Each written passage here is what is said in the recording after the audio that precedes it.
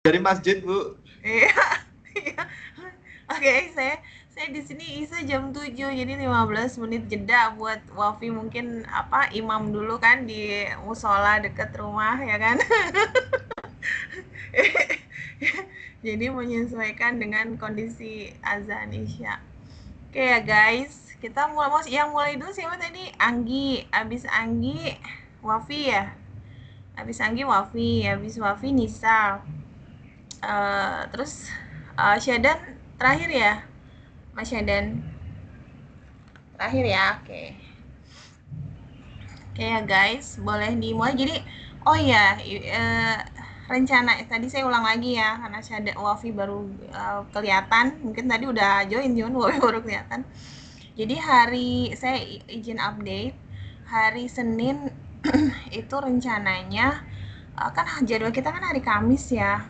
Cuman Kamis itu uh, Pak Fauzi itu hari Kamis itu kalau nggak salah dia ada jadwal, sudah ada jadwal. Jadi dia minta izin sama saya kalau seandainya hari Senin boleh nggak. Terus saya bilang saya coba nanti tanya sama teman-teman hari Senin jam 11 kalian ada kuliah nggak ya? Bu, saya izin kalau Senin sama Selasa ya, Bu.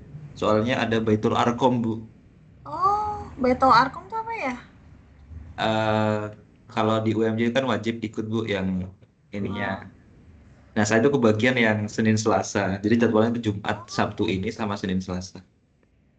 Atau saya kalau ikut itu online atau offline, Bu?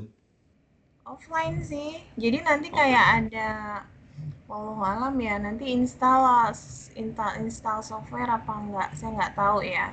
Tapi offline. Rencananya sekitar jam 11 karena kayaknya beliau ngejar pesawat jam 8 pagi. Jadi jam 8 sampai sini kan jam 9-an kurang lebih sampai bandara ya. Cuma dari bandara ke sini kan sekitar jam 10 ya. 10.30 lah. Ya, jadi jam 11 mulainya.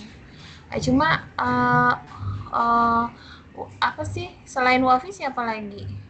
Coba nanti saya coba komunikasikan ya apakah memungkinkan kalau online ya atau misalnya nanti difasilitasi online. Kalau nggak hybrid aja, Bu, nggak apa-apa.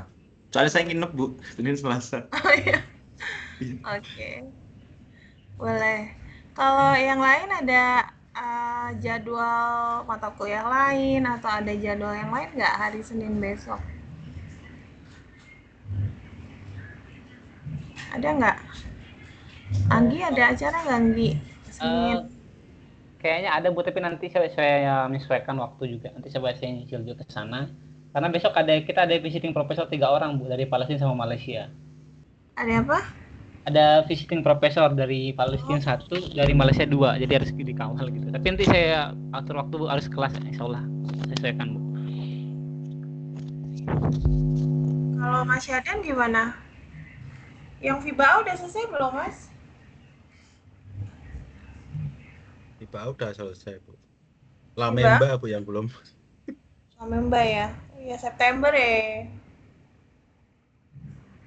Oke, jadi saya bilang saya mau izin dulu tanya sama temen-temen gimana eh, kalau misalnya, nah masalahnya cari alternatif hari lain kalau saya hari lain mungkin Kamis itu bisa, tapi beliau Kamis itu kayaknya keluar kota deh.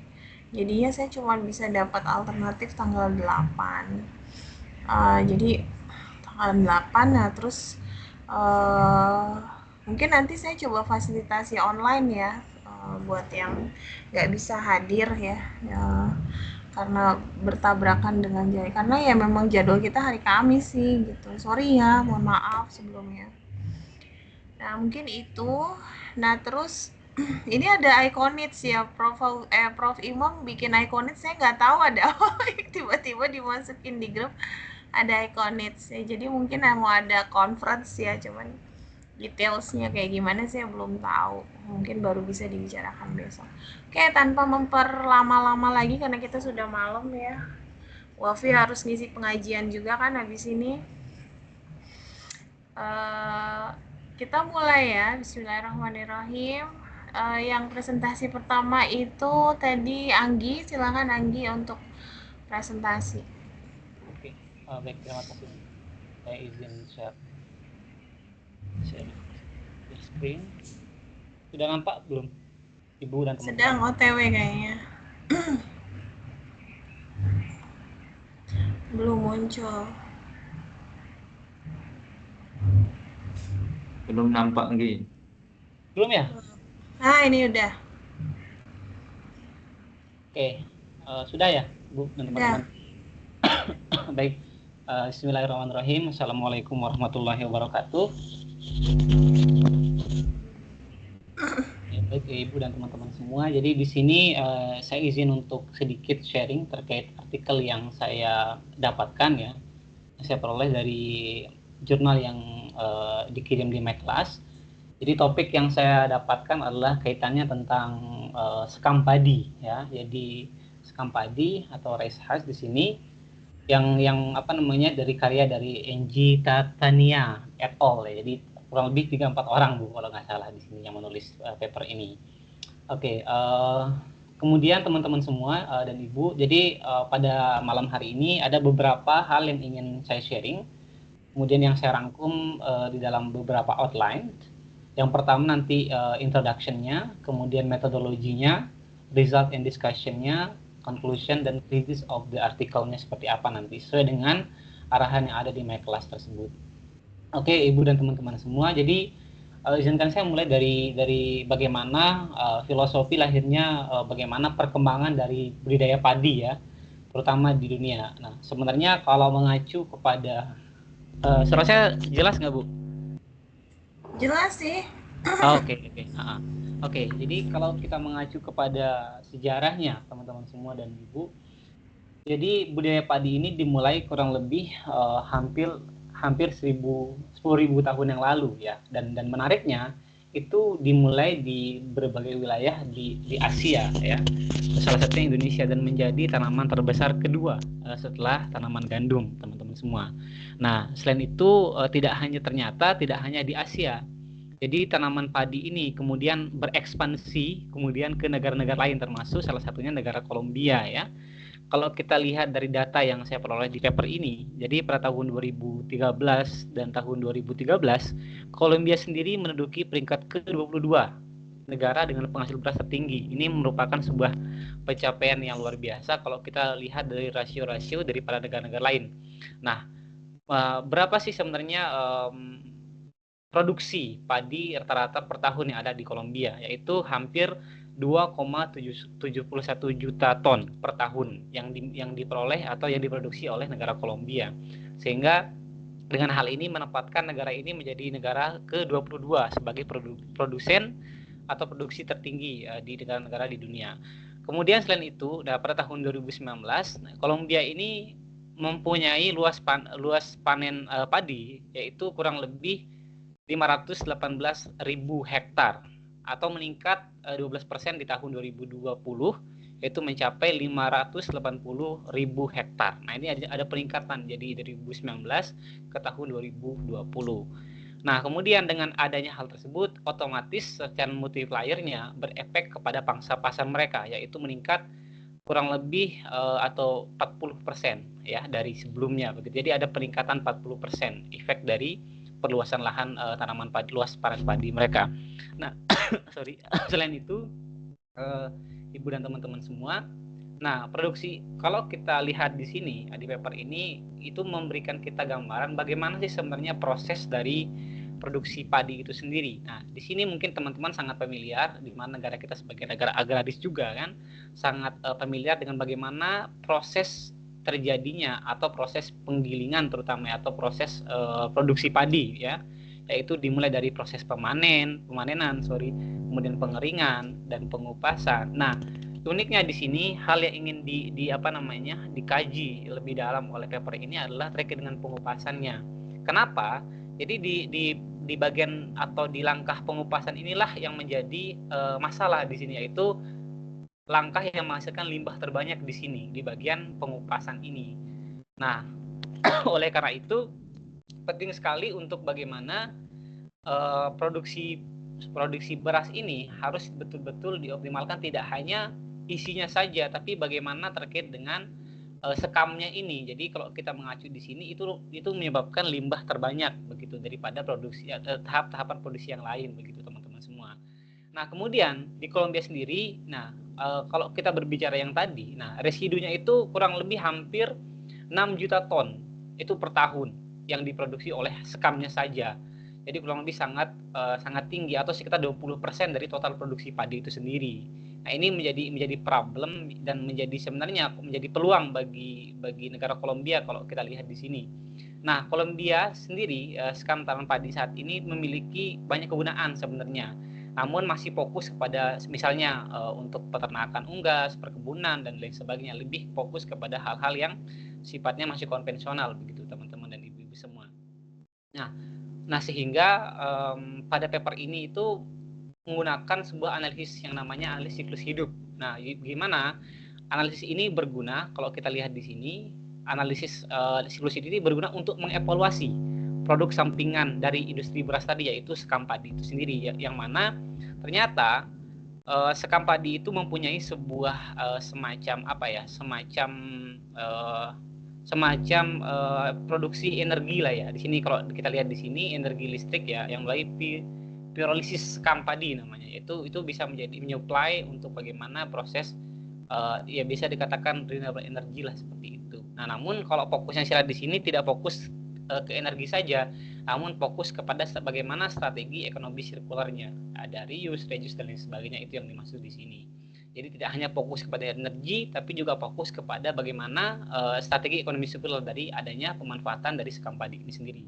Itu sedikit pengantar terkait dengan introduction-nya.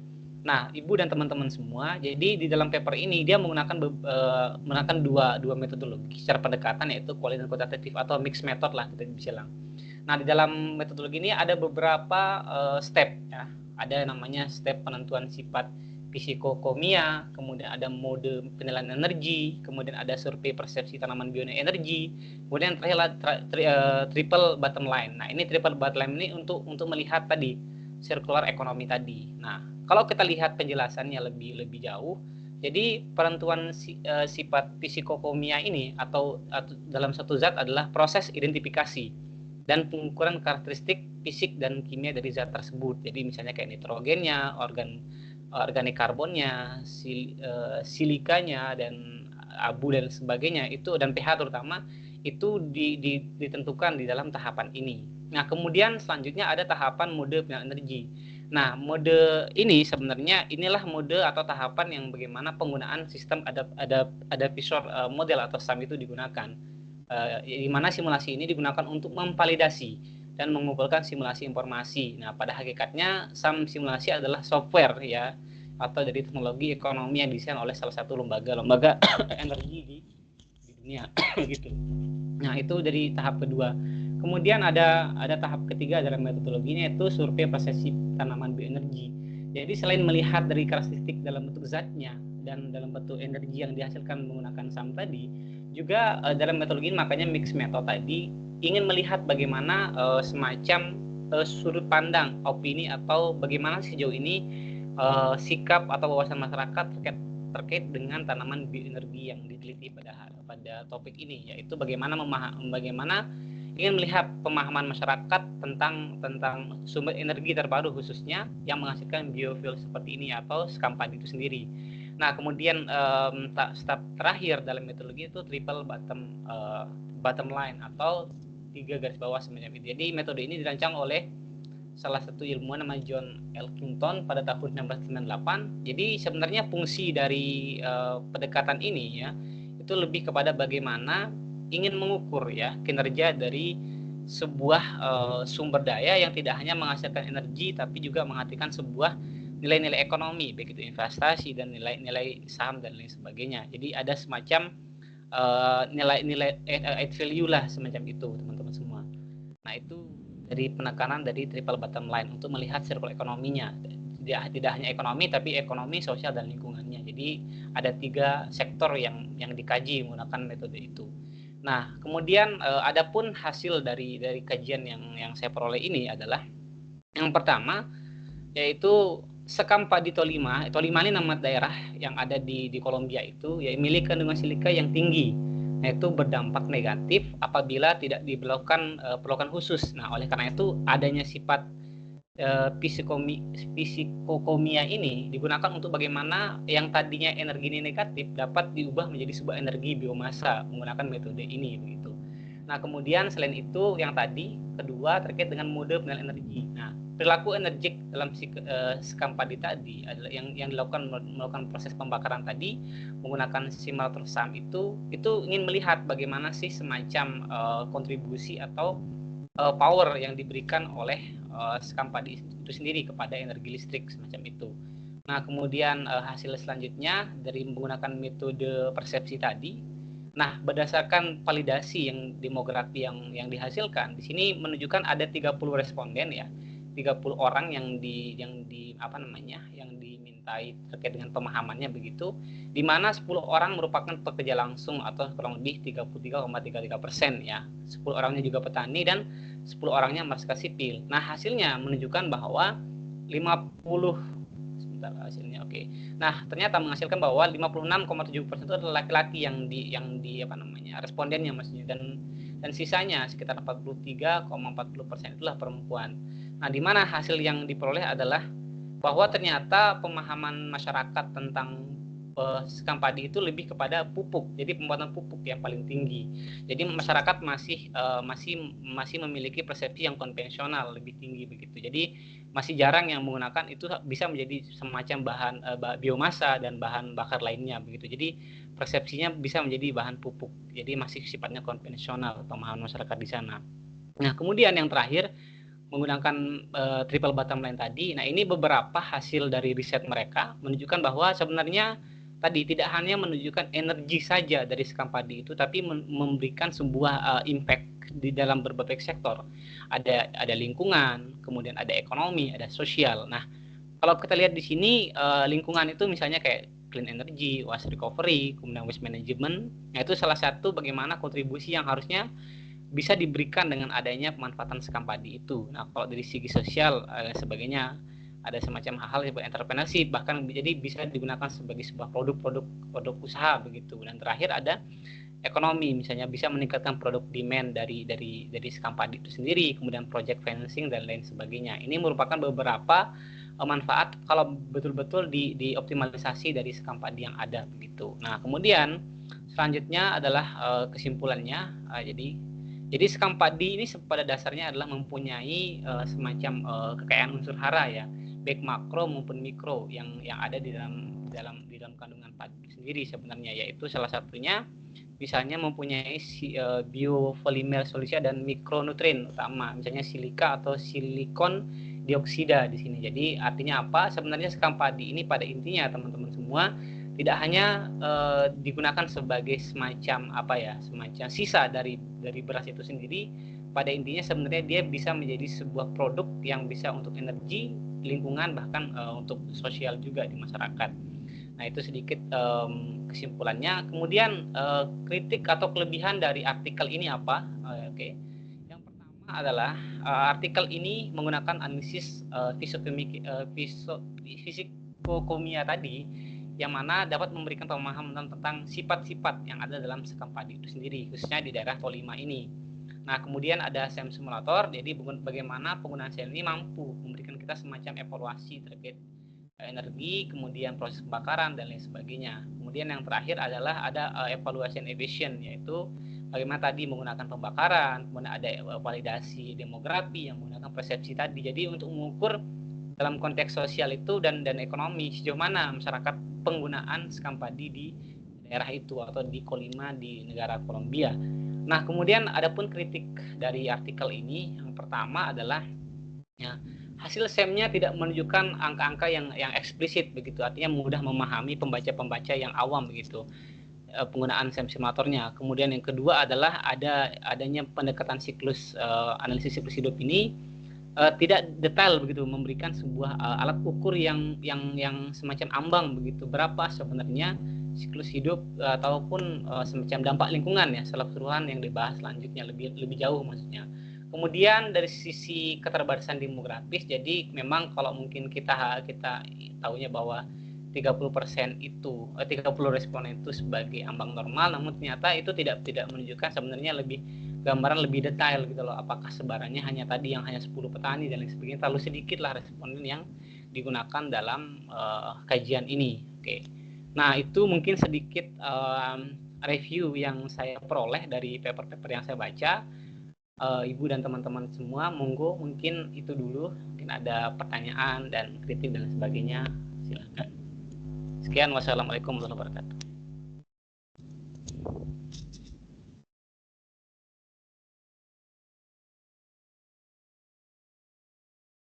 Oke, waalaikumsalam warahmatullahi wabarakatuh. Makasih Anggi atas presentasinya ya. Ini agak sorry saya kasih paper yang mungkin jauh dari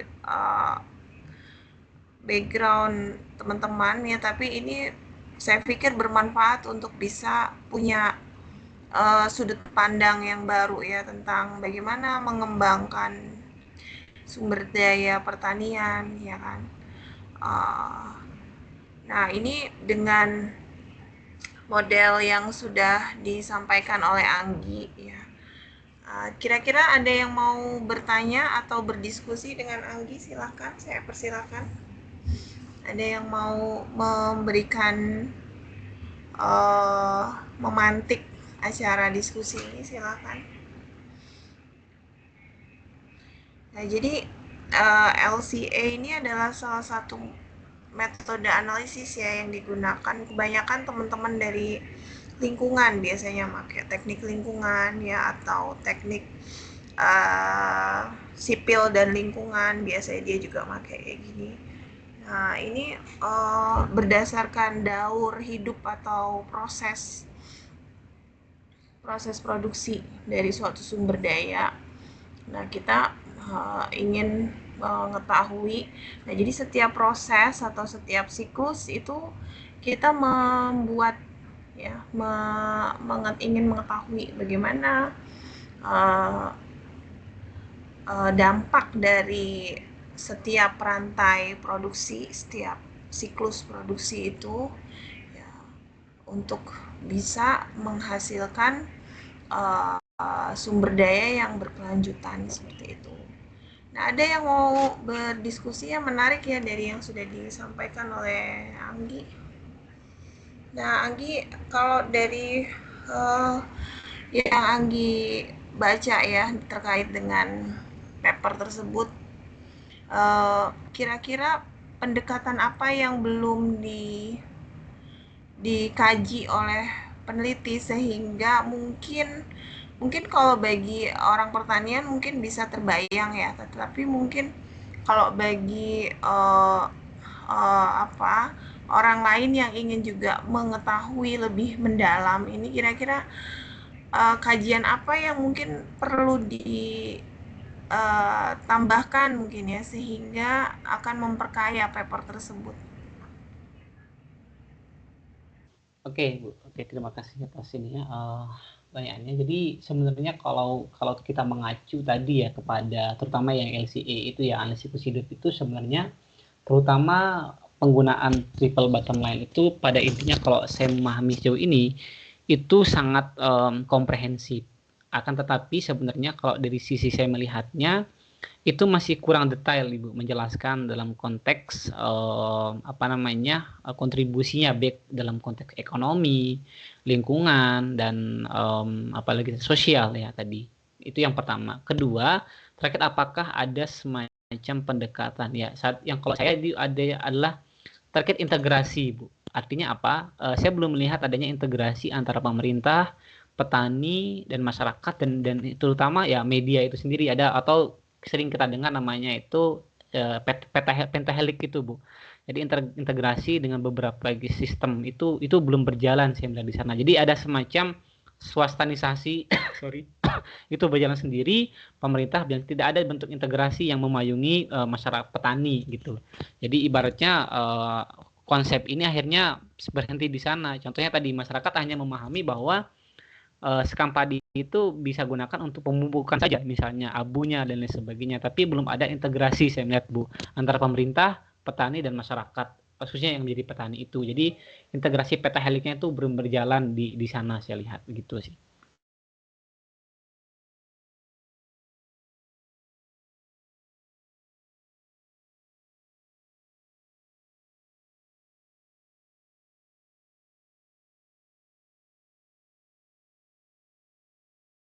Maaf Ibu, masih di mute.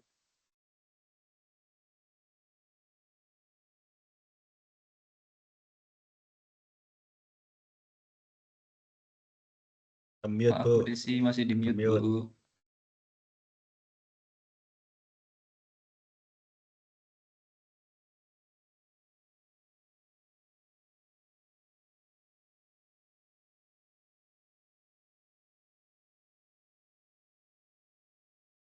Bu, Mute, Bu izin Desi. masih mute Bu.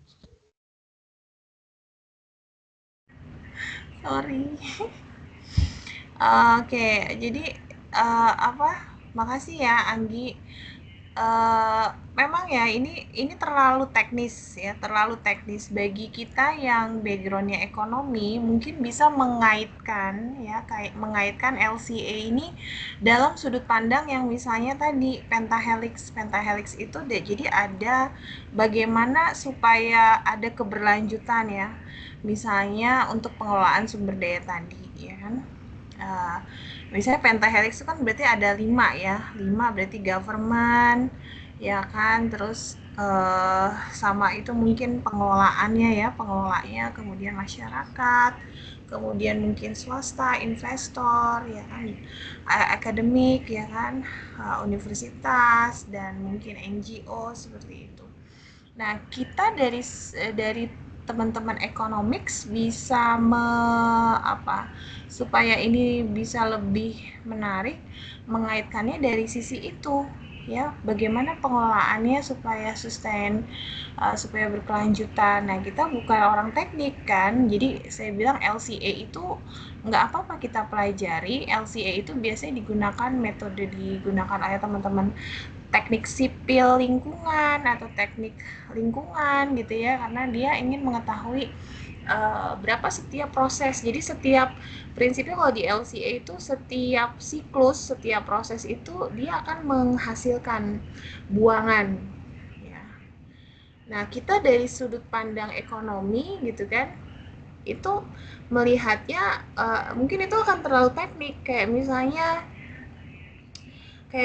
saya menggunakan Bayesian networks ya. Bagi orang yang nggak begitu bagi orang teknik itu terlalu teknik, tapi Bayesian networks itu bisa digunakan dalam kajian ekonomi. Misalnya kalau misalnya ada kebijakan pemerintah ingin melakukan shock ya, misalnya meningkatkan pajak 10% ya, atau justru mengurangi pajak 10% ya, dengan shock-shock ekonomi ya, kebijakan ekonomi, bisa insentif fiskal ya, berupa pajak, subsidi, atau misalnya yang lain-lain. Bagaimana skenarionya ya? Bagi orang teknik ya, mereka hanya menskenariokan model dari sisi misalnya produksi. Kalau produksinya itu ditingkatkan sekian persen, maka yang akan terjadi seperti apa. Itu orang teknik tuh ngomongin kayak gitu. Kalau efisiensinya itu ditingkatkan sekian persen, maka hasilnya akan seperti apa. Nah, bagian kita di mana ya? Bagian kita ya yang kajian-kajian ekonomi tadi terkait sama kebijakan-kebijakan ekonomi tadi gitu.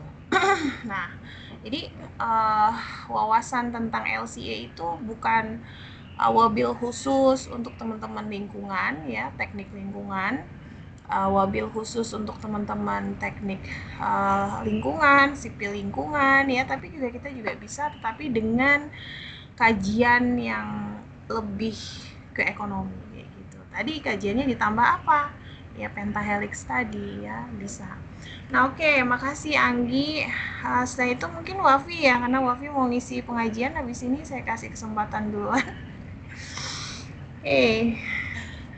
Baik, terima kasih Bu Desi. Saya izin untuk share materi.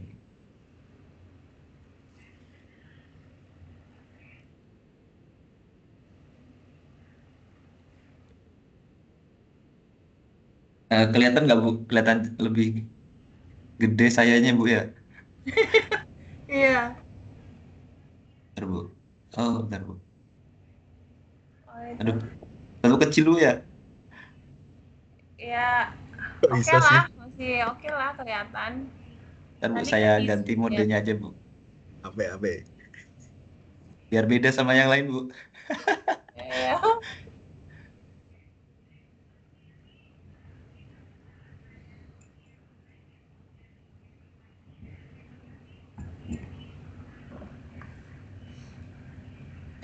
Baik, sudah kelihatan Bu?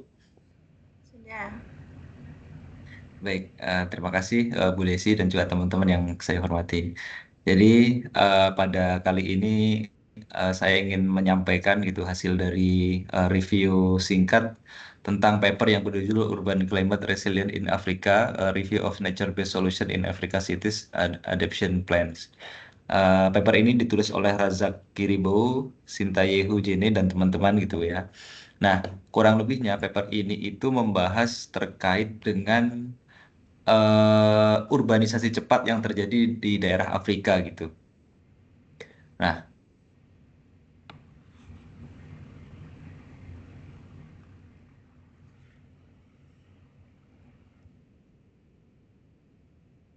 baik.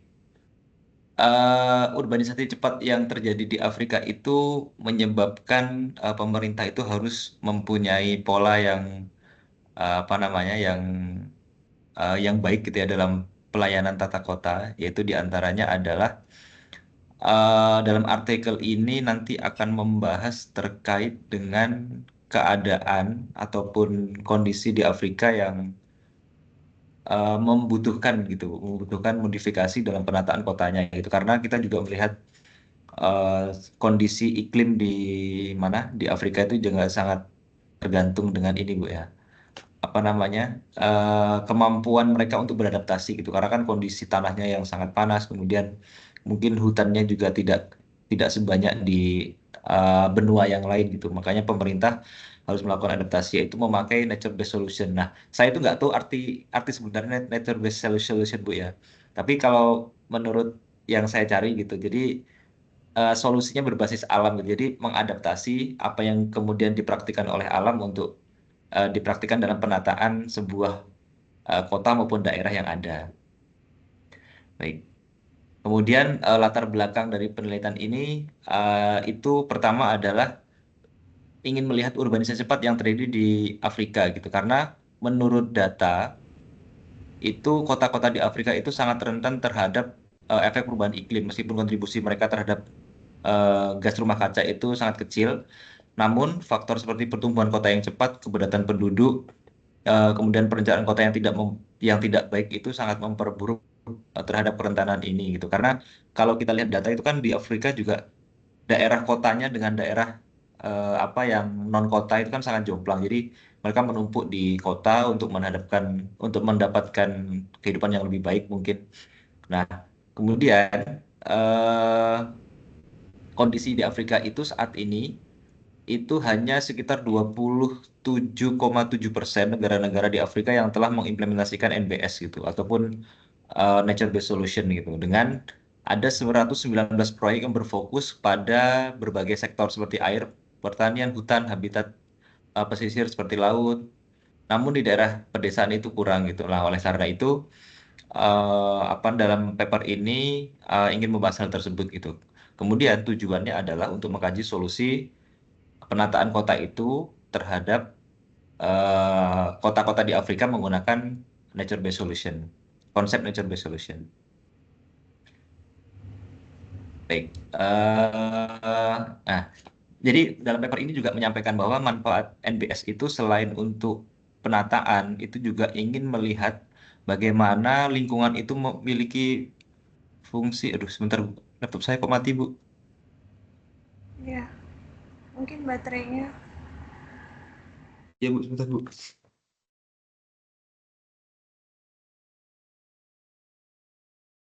Caranya gimana ya?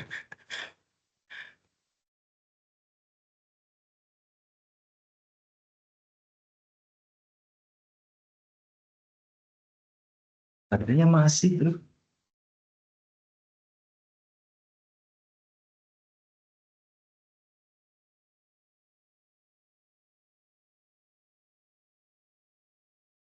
Apakah masih nyambung, Bu?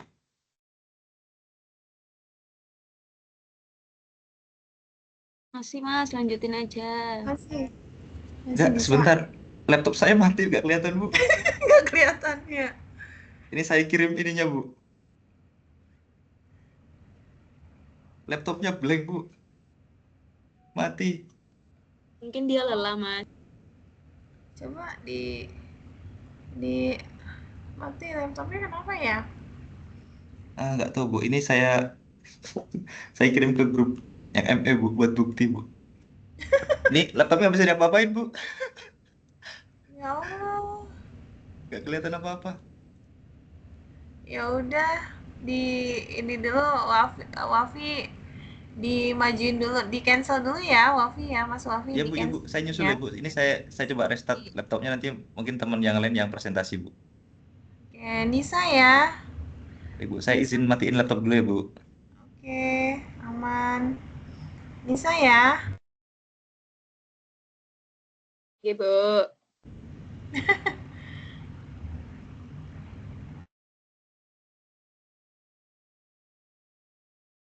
Rusak layar mungkin. Ini udah bisa, Bu.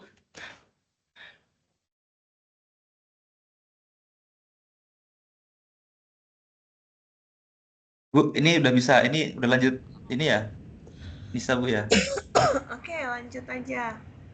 Nisa nanti dulu tahan Nisa. Wafi mau melanjutkan. Baik, Bu. Maaf ya, Nis. Santuy. Baik. Eh mana tadi? Oh ya, sampai sini tadi.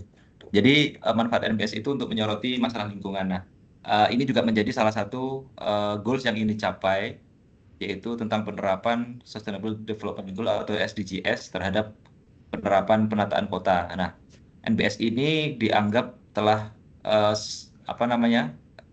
berhasil gitu diterapkan, terutama di negara-negara maju itu sejak tahun 2015. Kemudian dalam paper ini itu menggunakan, oh ya ini yang tadi Bu, mohon maaf, ini tadi adalah data yang sudah kami sampaikan. Nah, tantangan terhadap implementasi itu apa gitu. Nah, dalam artikel ini menyampaikan bahwa pertama adalah masalah tata kelola dalam perencanaan dan kebijakan kota, kemudian kurangnya mobilisasi sumber daya dan keterlibatan sektor swasta dalam pembiayaan NBS, kemudian terakhir ada kurangnya strategi berbasis bukti yang komprehensif untuk operasionalisasi NBS yang sukses. Nah, mungkin saya lanjutkan dulu. Jadi dalam model ini itu menggunakan beberapa alat analisis gitu. Di antaranya adalah eh menggunakan, kalau sekarang kita lagi belajar ArcGIS Bu, ya. Jadi kalau ini menggunakan QGIS, kemudian menggunakan RStudio. Nah, paper ini itu basisnya adalah merupakan atau mereview artikel-artikel sebelumnya yang pernah membahas itu. Jadi tidak secara teknis membahas bagaimana implementasi NBS itu terjadi, namun mereview ulang terkait dengan penerapan NBS yang ada di wilayah Afrika. Nah, ini adalah data yang berhasil dihimpun dalam artikel ini, yaitu adalah data historis dan proyeksi dari United Nations atau apa United Nations itu apa Bu ya? PBB Bu ya? Ya, dan kemudian World Population Report gitu. Kemudian ada juga data terkait dengan pertumbuhan populasi, ada juga pemukiman dan tingkat urbanisasi. Nah, kemudian data geospasial itu yang dibutuhkan adalah karakteristik dari daerah perkotaan. Baik.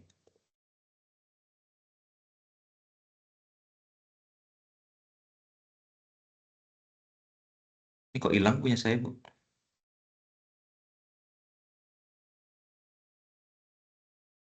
Baik, konsep dan manfaat NBS ini adalah pertama, tindakan ini terinspirasi oleh dan didukung itu berdasarkan mencontoh dari alam gitu. Jadi mengadaptasi bagaimana peran alam untuk merekonstruksi kondisinya terkait dengan ancaman yang sedang dihadapi gitu. Makanya nature based solution ini itu mencoba untuk mengadaptasi apa namanya rekonstruksi yang dilaksanakan oleh alam itu diimplementasikan di perkotaan. Saya juga sebenarnya nggak terlalu tahu bu konsepnya ini apa. Kemudian secara lingkungan gitu, manfaat NBS ini adalah untuk membuat sebuah kota itu menjadi tahan terhadap perubahan iklim gitu. Seperti misalnya pengelolaan banjir, kemudian pengurangan gelombang panas perkotaan. Seperti kita tahu di Afrika itu kan sangat panas. Kemudian yang terakhir itu adalah berkontribusi terhadap Sustainable Development Goals gitu. Nah, kesimpulan dari paper ini adalah pertama, NBS ini memiliki potensi yang besar untuk meningkatkan ketahanan iklim di perkotaan, khususnya di wilayah Afrika. Kemudian yang kedua adalah datanya itu harus akurat untuk melihat bagaimana konsep dari NBS ini apakah berhasil atau tidak gitu. Nah, kemudian yang terakhir adalah rekomendasi terkait yang dibahas dalam paper ini. Pertama adalah pengembangan kebijakan untuk mendukung NBS. Kemudian yang terakhir adalah penelitian lebih lanjut tentang tantangan dan keberhasilan implementasi NBS. Baik, mungkin sekian presentasi dari saya, Bu. Mohon maaf kalau kurang optimal dan terjadi kendala teknis. Mungkin sekian saya. Assalamualaikum warahmatullahi wabarakatuh. Waalaikumsalam warahmatullahi. Makasih ya. Jadi makasih Mas Wafi. Jadi konsep, saya mungkin ingin sedikit menjelaskan ya.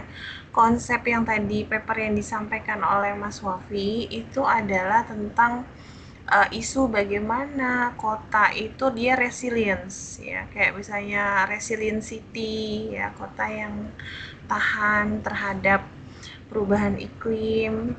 Nah, itu biasanya dia pakainya ya pakai GIS. Kalau tadi dia pakai QGIS ya kan.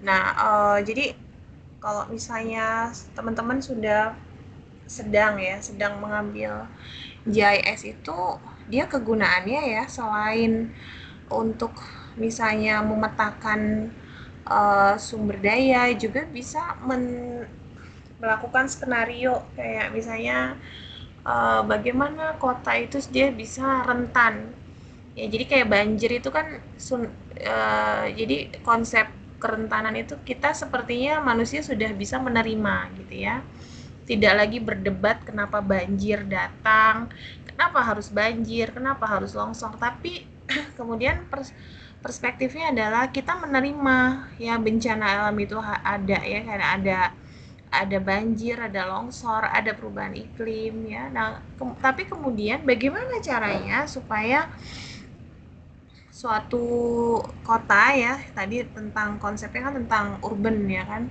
kota itu bagaimana dia tahan terhadap perubahan iklim, terhadap banjir, terhadap mungkin longsor ya kan, mungkin juga angin gitu kan, mungkin kemarau panjang gitu ya. Nah, ini juga konsep ini juga bisa juga digunakan misalnya pada yang terkait sama perubahan iklim kan, mungkin petani ya.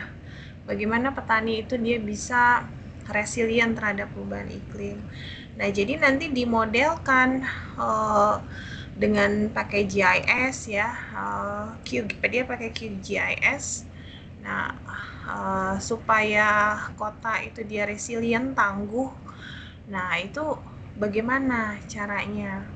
Nah, berarti kan harus kita mengetahui kerentanannya, titik kerentanan atau vulnerable kota itu ada di wilayah mana aja nih. Misalnya di provinsi DIY ya kan, yang bagian kotanya mungkin kota Yogyakarta gitu kan. Nah, daerah kota Yogyakarta itu yang tingkat kerawanannya itu tinggi terhadap perubahan iklim di daerah mana? Mungkin di daerah yang dekat sama kali ya, atau yang dekat pemukiman yang dekat dengan kali. Nah, itu nanti kita masukkan kayak data-data, mungkin kalau perubahan iklim mungkin ya kaitannya dengan curah hujan ya kan, terus mungkin dengan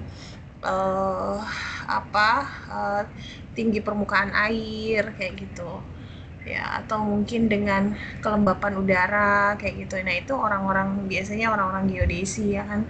Nah, tapi kurang lebihnya seperti itu. Kurang lebihnya adalah pemodelan tersebut digunakan untuk mengetahui bagaimana suatu kota ya dia bisa tangguh atau resilient terhadap perubahan iklim. Nah, seperti itu. Oke. Makasih Wafi sudah mempresentasikan dengan baik ya.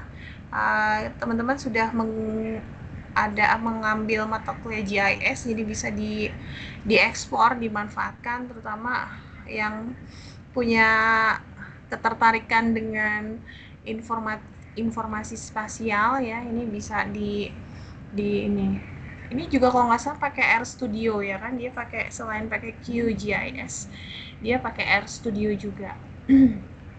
Nah, makasih Wafi. Nah, terakhir mungkin tinggal 2 lagi ya, Nisa sama Mas Syadan. Silahkan Nisa dulu. Nisa dulu atau Mas Syadan dulu nih? Bisa dulu dong. Ya, oke. Nisa dulu. Ya enggak Mas. Bisa dulu ya Mas. Ya. Di sini ya Bu.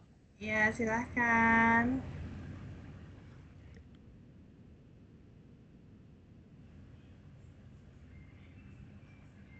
Sudah muncul? Sudah muncul?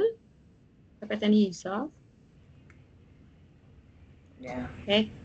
Selamat malam teman-teman. Terima kasih Ibu. Izin ya Bu untuk mempresentasikan terkait tugas dari Ibu.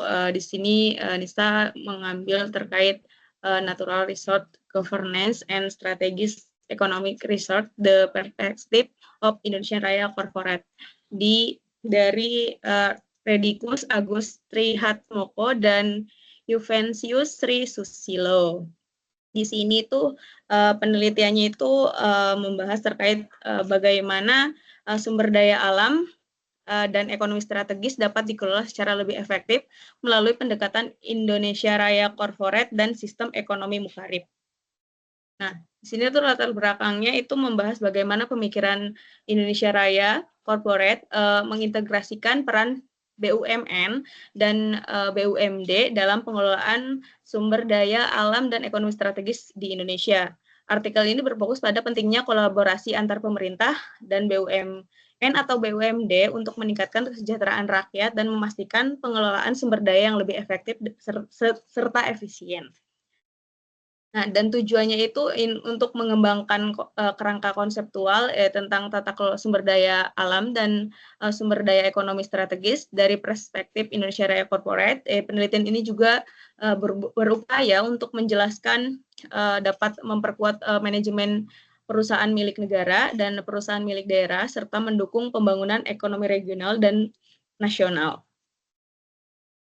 Kebaruan yang ditemukan dari hasil penelitian ini itu pengembangan kerangka konseptual yang digunakan dalam penelitian kuantitatif untuk menemukan dan menguji variabel-variabel deduktif dan dari teori pembangunan ekonomi, dan penelitian ini juga memberikan perspektif baru tentang bagaimana sistem ekonomi Mukharib dapat diterapkan dalam konteks pengelolaan sumber daya ekonomi strategis dan memperkuat BUMN dan BUMD. Dan itu juga kerangka konseptual yang dihasilkan memungkinkan analisis yang lebih mendalam dan komprehensif terkait tata kelola sumber daya alam dan ekonomi strategis di Indonesia. Sebelumnya di sini terkait sistem ekonomi Mukharib ya. Mukharib sendiri dari bahasa Arab itu mengartikan bahwa itu pengawasan. Jadi dalam konteks ekonominya, sistem ini itu menekankan pengawasan yang ketat terhadap aktivitas ekonomi oleh pemerintah dan otoritas terkait untuk memastikan bahwa semua kegiatan ekonomi berjalan sesuai dengan prinsip Islam dan etika Islam. Seperti itu.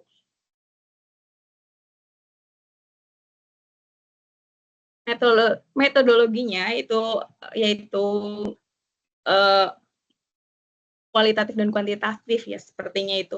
Itu untuk dari fenomenanya juga, yaitu metodologinya interpretatif, yaitu berfungsi untuk pemahaman makna dan prinsip dari perilaku yang terlibat, juga menggunakan pendekatan Bruggen teori itu menggunakan teori yang dikumpulkan di lapangan dan juga menggunakan FDG dan juga menggunakan analisis kontekstual itu untuk pemahaman bagaimana konteks dari politiknya, ekonomi, sosial yang mempengaruhi pengelolaan sumber daya alam dan ekonomi strategis di Indonesia. Dan melalui studi kasus tadi, bagaimana konsep Indonesia Raya Corporate itu dan juga menggunakan pendekatan ekonomi mukarib yang diterapkan di situasi nyata.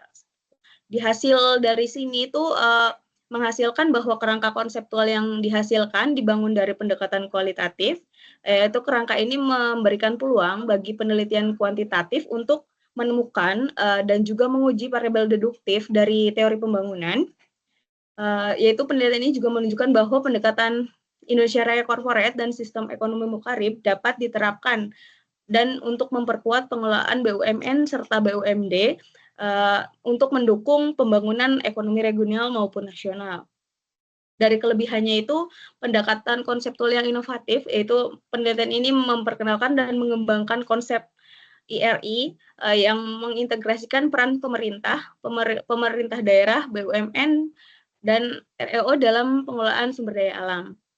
Dan juga pengembangan sistem ekonomi baru, yaitu pengenalan sistem ekonomi mukarib sebagai murakabi sebagai alternatif ekonomi yang harmonis dan tidak liberalistik. Dan juga kritik konseptual itu terhadap kebijakan yang ada, yaitu mengkritis kebijakan pemerintah yang terlalu mengutamakan perusahaan swasta dalam pengelolaan sumber daya alam, dan juga pendekatan multidisipliner.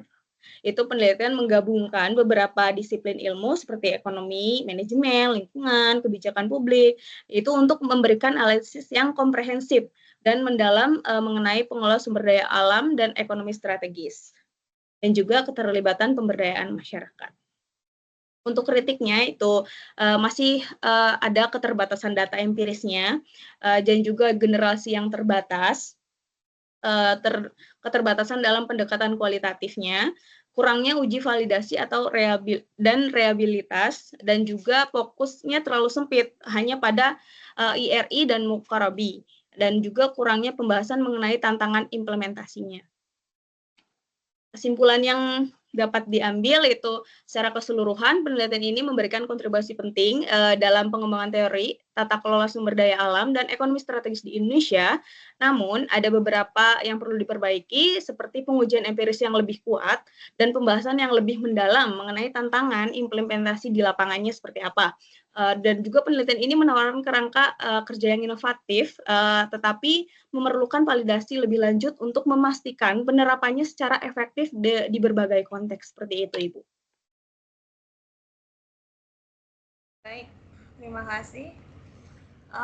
Nisa sudah mempresentasikan. Oke, ada yang mau mengomentari hasil review dari Nisa? Silakan.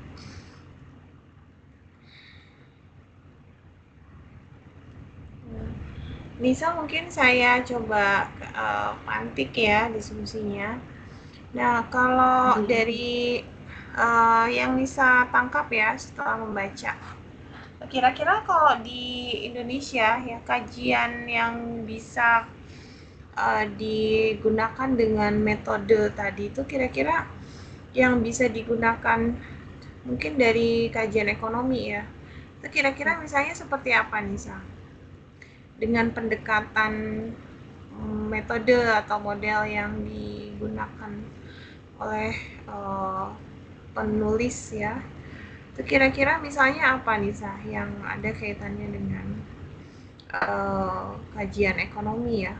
Kalau tadi kan tentang mukorib ya, mukorib apa ya?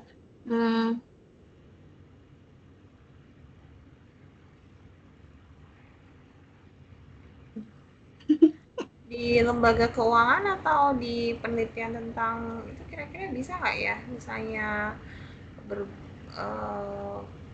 lembaga keuangan apa dia harus ya misalnya lembaga keuangan bisa nggak ya kayak misalnya BMT ya mungkin kan bisa, bukan kan itu kan menekankan sistem ekonomi mukorabi, yaitu kan pengawasan yang menggunakan terkait dengan prinsip-prinsip Islam dan etika Islam gitu. Jadi mungkin bisa digunakan di lembaga keuangan Ya. Islam ya yang sudah Mm-mm. ada gitu kan. Misalnya Ya. kayak BMT atau mungkin koperasi ya kan, Juga koperasi-koperasi yang seperti itu. syariah.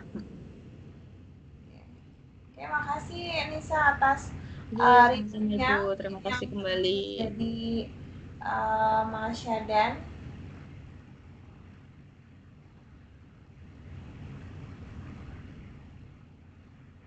Ya, Bu. Aku ya? Ya, Mas Syadan. Mas Syahdan.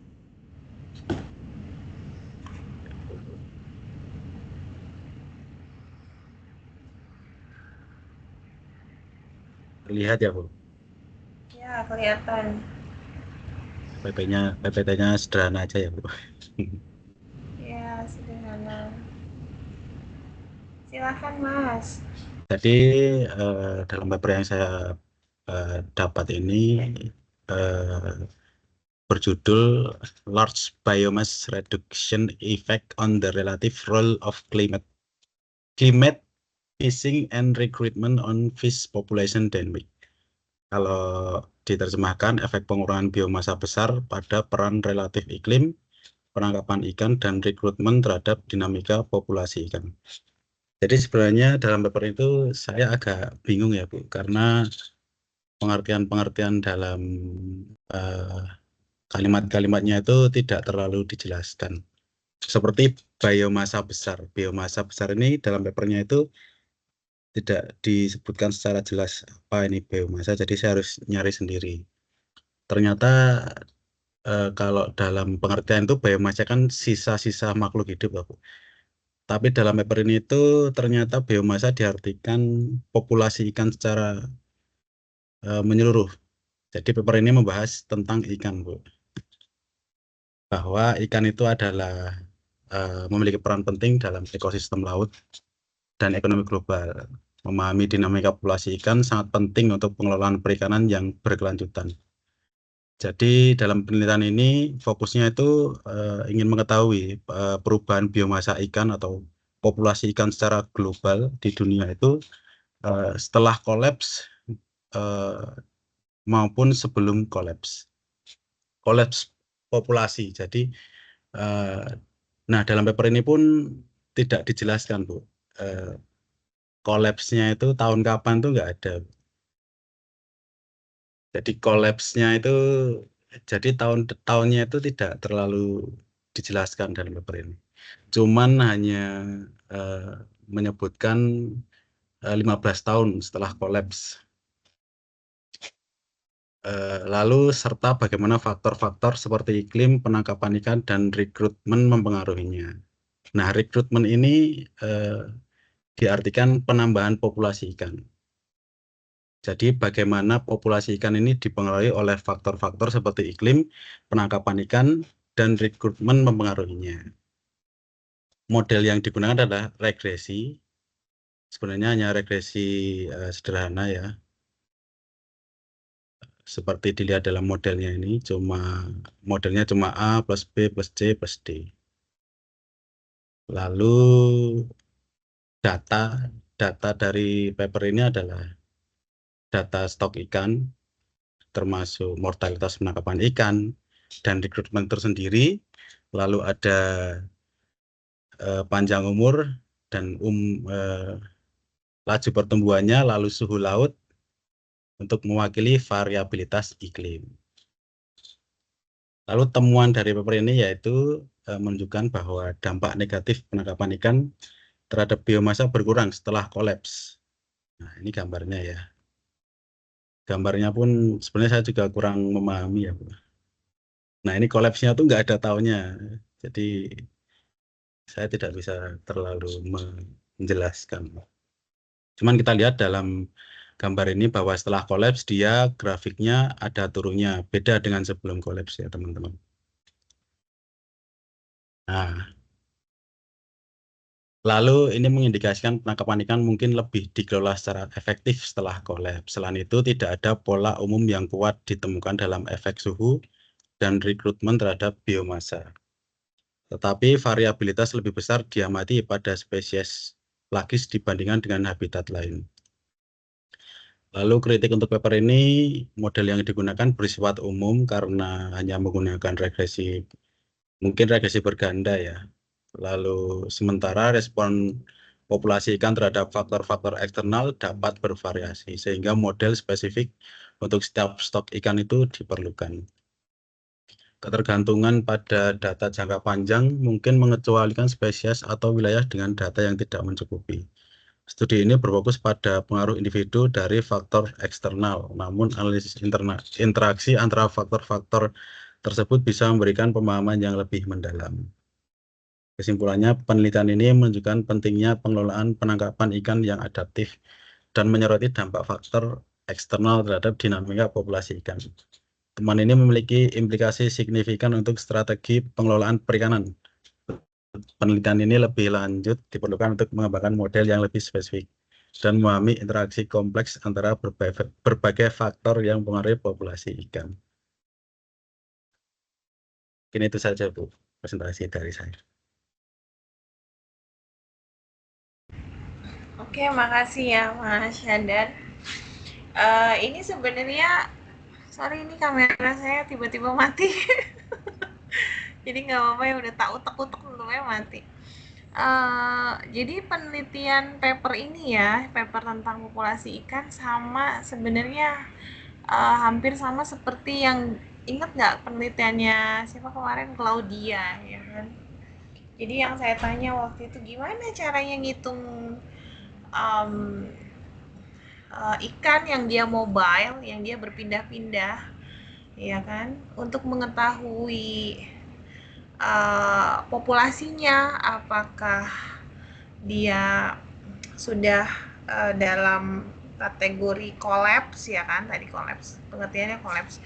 Kolaps itu mungkin maksudnya kalau di dalam analisis sumber daya itu mungkin keberlanjutan ya. Jadi populasi ikan itu dikatakan dia sustain ya atau tidak sustain ya kan. Jadi maksudnya biar apa? Untuk bisa mengetahui nih ya, kira-kira sumber daya perikanan nasional kita itu masih dikatakan aman ya atau sudah dalam kategori yang istilahnya tadi kolaps ya, tidak sustain. Nah, itu kalau di teknik analisis keberlanjutan itu kita bisa menghitung nilai indeks dari keberlanjutannya, apakah dia istilahnya tadi kolaps atau tidak ya. Nah, kalau ikan itu kan kalau yang waktu kemarin kalau dia cerita ya tentang ikan ya yang di apa tuh daerah komunitas apa kemarin tuh ya Pohung apa sih saya lupa. Nah, itu ikan itu kan berpindah-pindah ya kan dari ocean ya kan, dari samudra ini pindah ke laut Jawa mungkin ya. Nah, itu dia pakai mungkin kalau di teknik perikanan tuh pakai kasih radar gitu kan. Ntar dilihat stok ikannya itu ada di ocean itu berapa. Tapi dengan pendekatan misalnya di ikutin pergerakannya ya, saya yakin nggak mungkin pakai pendekatan seperti itu karena susah. Ikannya itu kan ribuan ya, jadi pakai ada satu alat yang di buang ke laut ya, itu berupa sensor untuk melihat ikan yang ada di populasi ikan yang ada di situ tuh sekitar ada berapa. Nah, kemudian yang kita sendiri yang akan menghitung, mengestimasi kira-kira nilai indeksnya, keberlanjutannya kolaps ya, tadi istilahnya kolaps atau tidak kolaps. Ya, jadi kurang lebih hampir sama seperti yang dilakukan oleh penelitiannya Claudia kemarin yang sempat dia ceritakan di visiting professor kemarin ya. Nah, jadi itu tentang ikan ya. Kenapa ini penting? Karena ikan itu betul bahwa ikan itu dia bukan hanya berdiri sendiri ikan, tapi dia itu adalah sebagai bagian dari ekosistem ya. Jadi kalau misalnya salah satu sumber daya itu dia punah ya, maka akan mengganggu ekosistem yang lain. Kurang lebihnya seperti itu ya, Mas Syadan. Nah, oke guys, mungkin makasih Mas Syadan sudah baik dalam menyampaikan presentasi ya kan. Nah, cuma di paper itu memang saya nggak melihat metode yang dia gunakan untuk menyimpulkan sumber daya tersebut kolaps atau nggak kolaps, itu pakai apa ya, metodenya menggunakan apa. Nah, itu belum muncul di tadi ya, apakah menggunakan metode apa. Kalau yang saya tahu tuh pakai ya, kita ngukur, menghitung nilai indeks keberlanjutannya. Sumber dayanya bisa macam-macam, bisa di perikanan bisa ya, sumber daya. Kalau perikanan itu karena dia mobile ya, tapi kalau kayak sumber daya energi ya, atau sumber daya misalnya tertentu ya, dia kan nggak pindah-pindah tuh ya, jadi nggak usah pakai sensor ya. Tapi kalau kayak perikanan, dia tuh kan pasti pindah-pindah dari samudra yang satu dia pindah ke yang lain, ya itu caranya pakai kayak gitu. Nah, oke, mungkin makasih Mas Syadan sudah baik dalam menyampaikan presentasi kita pada hari ini. Nah, oke guys, jadi ada lagi nggak yang belum? Fazri ya? Fazri udah belum? Fazri udah ya kemarin ya, sama Nita. Udah semua, Iya. Bu. Fazri Boleh mau Bu. lagi katanya Bu. Kan nggak ada lagi papernya, Mas. Oh iya, oke.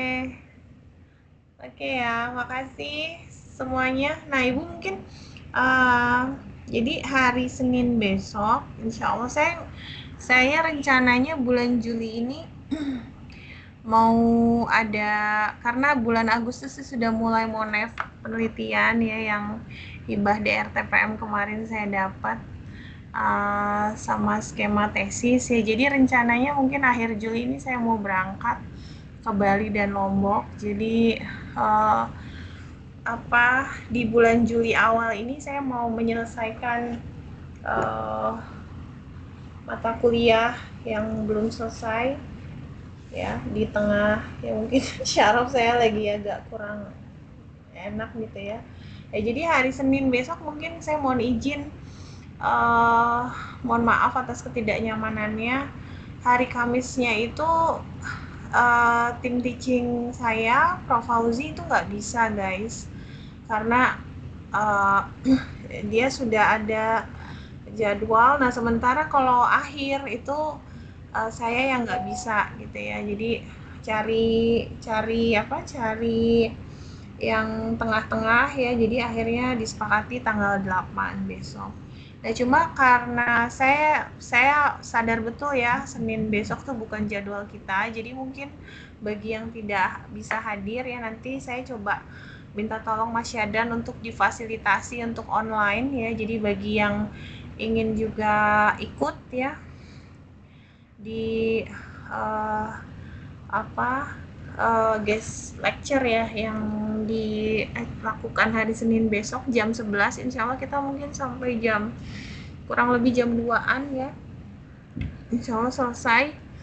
Nah, silahkan join, karena mungkin ada update terbaru tentang beberapa model yang bisa kita punya wawasan gitu ya. Seperti itu. Dan mungkin nanti kita langsung praktek ya kan, di tempat, jadi kalian wajib bawa laptop ya. Mungkin seperti itu guys sekalian. Saya juga di Senin besok setelah kuliah itu mungkin ada diskusi ya, untuk mempersiapkan akhir Juli ini mau ke lapangan ya, ke site untuk penelitian DRTPM. Nah, mungkin itu guys. Nanti hari Kamis kita ketemu lagi ya dengan saya. di pertemuan. Jadi yang 2 sesi itu saya kosongin, mungkin nanti bisa di pertemuan ke berapa ya ini. Yang saya kosongin itu mungkin Prof Fauzi yang ngisi ya kan. Jadi nanti hari Kamis itu saya yang ngisi Bayesian Networks ya. Kalau misalnya memungkinkan kalian nggak ada kuliah, ya mungkin saya 2 kali pertemuan di hari Kamis. Tapi kalau misalnya kalian ada kuliah di jam 9.30 misalnya ada kuliah lagi, ya saya mungkin cuma 1 kali pertemuan gitu. Nah, jadi hari Kamis itu pertemuan ke-13 ya. Kalau misalnya teman-teman hari Kamis ada kuliah setelah saya, ada kuliah lagi nggak? Mata kuliah lain maksudnya. Ibu. Ada nggak? Nggak ada, Bu. Tidak ada, Bu. Kalau nggak ada mungkin saya mau izin masuk ya. Yang saya mau kasih LCA sama Bayesian Networks. Nah, nanti minggu depannya 1 kali di hari Kamis. 1 kali di hari Kamis minggu depannya. Nah, terus nanti habis itu minggu depannya lagi itu tanggal 26 ya. Tanggal 26 itu berarti UK 2. Nah, tanggal 28 saya berangkat sampai tanggal 31 insya Allah. Jadi kayak gitu rencananya ya, mudah-mudahan sehat walafiat. Mungkin kayak gitu teman-teman. Kita UK-nya 2 kali ya karena UK-nya katanya 2 ya. Jadi kita UK-nya 2 kali. Insya Allah di hari Kamis, UK-nya itu di hari Kamis tanggal 25 Juli ya, mudah-mudahan. Mungkin gitu guys. UK-nya nanti mungkin saya kasih, ini karena ini magister ya, jadi saya kasih ke ruangan ya, karena mungkin ada yang bekerja juga. Jadi hari ujiannya itu online ya, yang penting nanti kalian mengerjakan atau mengumpulkan tugas seperti itu. Ada yang mau ditanyakan silahkan. Ada? Mudah-mudahan sudah cukup jelas ya guys. Oke, kita tutup, kita akhiri kuliah kita dengan baca hamdalah bersama-sama. Alhamdulillahirobbilalamin. Subhanakallahumma wa bihamdika asyhadu an la ilaha illa anta astaghfiruka wa atubu ilaik. Wassalamualaikum warahmatullahi wabarakatuh. Waalaikumsalam warahmatullahi wabarakatuh. Warahmatullahi wabarakatuh. Terima kasih, Terima kasih, Bu. Bu. Iya, sama-sama.